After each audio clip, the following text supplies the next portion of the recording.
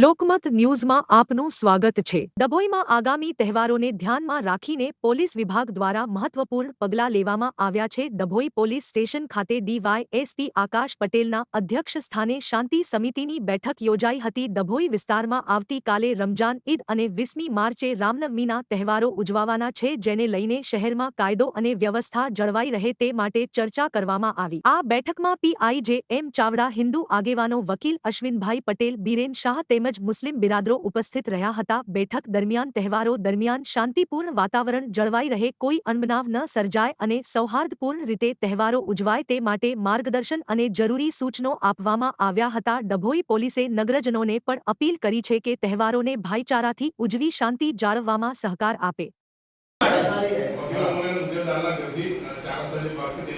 બસ એટલું બસ કલાક બે કલાક જમાવાર પૂરતું ખાલી પછી પબ્લિક વધી જાય છે તો ત્યાં આગળ બહુ અંદર થઈ જાય પૈસા અંદર તલાવપુરામાં અંદર કેટલું સંખ્યામાં બજારોમાં ફરતા હોય છે, તો તેમ છતાં પણ કોઈ પ્રશ્ન થાય તો અમારો કોન્ટેક્ટ કરો।